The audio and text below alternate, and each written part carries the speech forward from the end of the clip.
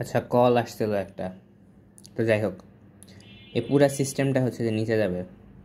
ওকে, তো আমরা যদি এই বস্তুটার ক্ষেত্রে চিন্তা করি, এই বস্তুটা এ ত্বরণ নিয়ে নিচে যাবে, তাইলে এটা নেট ফোর্স হবে m1a সমান, এটার ওজন কাজ করতেছে নিচের দিকে, টেনশন উপরে, আর এটা যাচ্ছে নিচের দিকে, তার মানে ওজন হচ্ছে যে টেনশনের চেয়ে বড়। তাইলে আমরা জিনিসটাকে এভাবে দেখতে পারি যে m1g মাইনাস t1। ওকে, লিখলাম। এখন আমরা এই বস্তুটার ক্ষেত্রে চিন্তা করব, এইটা কিন্তু যাবে উপরের দিকে। ওকে, এটা যাবে উপরের দিকে, এটার ওজন আছে নিচের দিকে m2g, এটার ওজন নিচের দিকে, জিনিসটা যাচ্ছে উপরের দিকে, জিনিসটা যাচ্ছে উপরের দিকে। তাহলে এখানে আমরা কি বলতে পারি, যেহেতু এটা যাচ্ছে উপরের দিকে, এটার ক্ষেত্রে টেনশন হচ্ছে যে এটার ওজনের চেয়ে বেশি, তাই না? তাই তো হচ্ছে যে নেট ফোর্সটা উপরে। তাই হচ্ছে যে আমরা এখানে লিখব যে m2a t1 মাইনাস m2g। বুঝছস? এটা যাচ্ছিল নিচের দিকে, তাই হচ্ছে যে m1g মাইনাস t1, কিন্তু এটা যাচ্ছে উপরের দিকে, মানে তাই হচ্ছে যে t1 গ্রেটার দেন m2g, তাই হচ্ছে যে t1 মাইনাস m2g। ঠিক আছে, এটা হচ্ছে যে তুই একটু চিন্তা ভাবনা করলে বুঝতে পারবি। তো এখন আমি যদি এই দুইটা সমীকরণ আর কি যোগ করে দেই, এই দুইটা সমীকরণ যোগ করলে t1 কাটা, এ m1 প্লাস m2, আর এখানে হচ্ছে যে জি m1 মাইনাস m2। তো এটাই পাশে নিলে, এটাই পাশে নিলাম, তাহলে হচ্ছে যে m1 প্লাস m2। তো এটাই হচ্ছে যে মেনলি ত্বরণের ফর্মুলা এমনি আসে এরকম একটা সিম্পল সিস্টেম থেকে। তো আমরা যদি হচ্ছে যে আমাদের যেগুলো আসে মেনলি, আমাদের তো ওইটাও আসে, যাই হোক। তো মনে কর এরকম একটা সিস্টেম কনসিডার করলে যে এখানে একটা ব্লক, এখানে কিছু একটা গোল্লা গাল্লা, এখানেও গোল্লা গাল্লা, এই ব্লকটার ভর মনে কর m। ঠিক আছে, একটা সুতা দিয়ে আমি হচ্ছে যে এখানে একটা m1 ভর যুক্ত করছি, আবার আরেকটা সুতা দিয়ে, অন্য আরেকটা ডিফারেন্ট সুতা কিন্তু এটা, আরেকটা সুতা দিয়ে আমি এখানে m2 ভর অ্যাড করছি। ওকে, এখানে আমরা বলে দিই যে m1 গ্রেটার দেন m2 হলো। এখন যদি m1 বড় হয়, আচ্ছা m1 greater than m2, m2 greater than m, ঠিক আছে, m হচ্ছে সবচেয়ে ছোট ভর। ওকে, এখন যদি m1 হচ্ছে যে সবচেয়ে বেশি ভর হয়, তাহলে স্বাভাবিকভাবেই এই পুরা সিস্টেমটার ত্বরণ হচ্ছে যে নিচের দিকে কাজ করবে। মানে এখানে হচ্ছে যে এই বস্তুটা হচ্ছে যে এ ত্বরণ নিয়ে দিকে যাবে, আর এই বস্তুটা হচ্ছে যে এ ত্বরণ নিয়ে উপরে উঠবে, তাই না? ওকে, তো আমরা এই জিনিসটার জন্য আগে কনসিডার করি, এটার উপরে অ্যাক্টিং ফোর্স হচ্ছে যে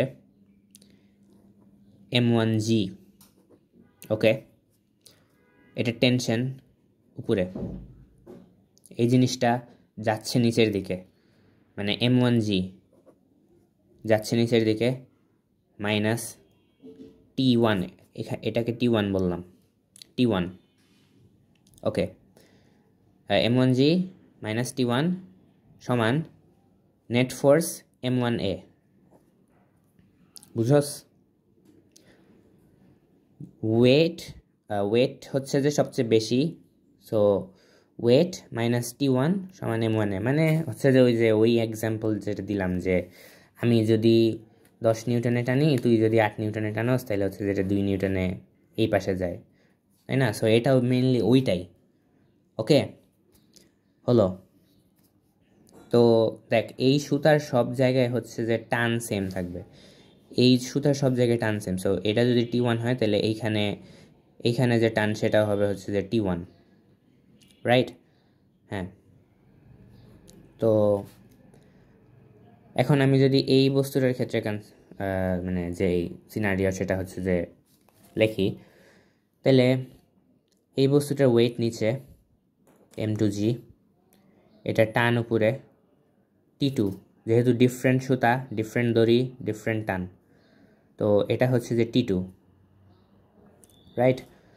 তাহলে এটা যাচ্ছে উপরের দিকে, মানে T2 হচ্ছে যে বড়, তো আমরা হচ্ছে যে স্বাভাবিকভাবে এটা লিখে দেব যে T2 মাইনাস M2G সমান এটা নেট ফোর্স M2A।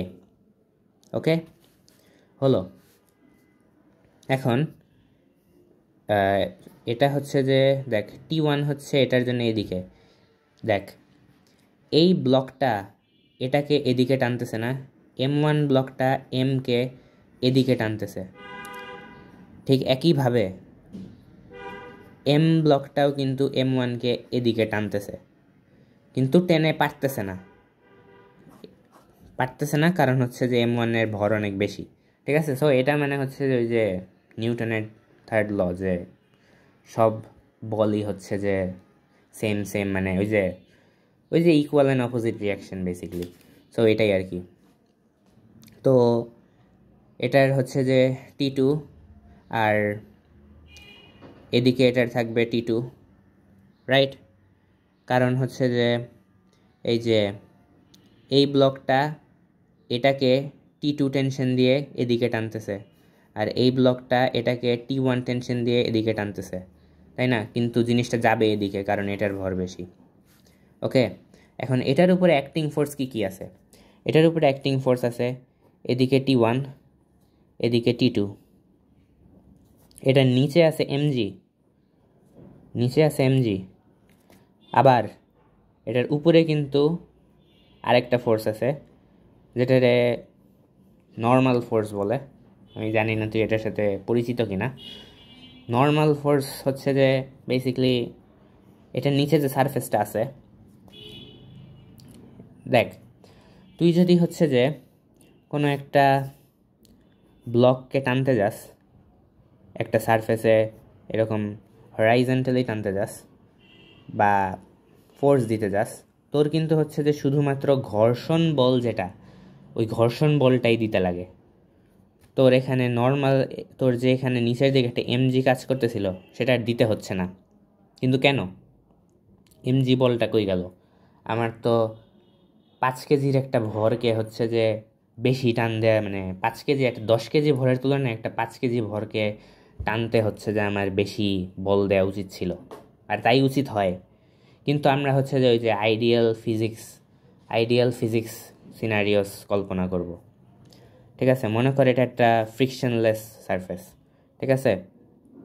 এখন একটা ফ্রিকশনলেস সারফেসে তুই কিন্তু শুধু মানে মনে কর কোনো একটা ফ্রিকশনলেস সারফেস আছে, ওইখানে তুই হচ্ছে যে একটা বড় বিল্ডিংকে হচ্ছে যে তুই সরাইতে চাস। দেখ কোনো যদি ফ্রিকশন না থাকে, তুই কিন্তু একটা বড় বিল্ডিংকে জাস্ট যদি একটা সিম্পল টাচ করস, ওই টাচ করলেই কিন্তু জিনিসটা মুভ করা শুরু করবে। এখন এটা সব কিছুর ক্ষেত্রে, একটা বড় বিল্ডিং হোক কি তুই মনে কর মানে যে কোনো কিছুর ক্ষেত্রেই হচ্ছে যে আর কি জিনিসটা মুভ করা শুরু করবে, ঠিক আছে? এখন এটা কেন? জিনিসটার তো একটা mg ওয়েট আছে, তাই না? কিন্তু কেন হচ্ছে যে আমি একটা বড় বিল্ডিংকে টাচ করলেও সেটা মুভ করা শুরু করতেছে, আবার একটা গাড়িতে টাচ করলে মুভ করা শুরু করতেছে, আবার কোনো একটা কলমে টাচ করলে মুভ করা শুরু করতেছে? তাদের সবার ওয়েট তো ডিফারেন্ট। এখন ওয়েটটা আসলে হচ্ছে যে চলে যায় কারণ হচ্ছে যে এই যে একটা ব্লকটা সারফেসের উপরে mg বল দিচ্ছে, তখন সারফেস থেকে হচ্ছে যে ব্লকের উপরে আরেকটা বল আসে, তাই না? যেটা আমরা ওই যে প্রতিক্রিয়া বল বলি। কিন্তু এই প্রতিক্রিয়া বলের কারণে কিন্তু হচ্ছে যে প্রতিক্রিয়া বলের কারণে কিন্তু এটা হয় না। প্রতিক্রিয়া বলের কারণে ব্লকটা জাস্ট এখানে দাঁড়ায় থাকে, ঠিক আছে? এটা অনেকে মানে কনফিউজ করে জিনিসটা।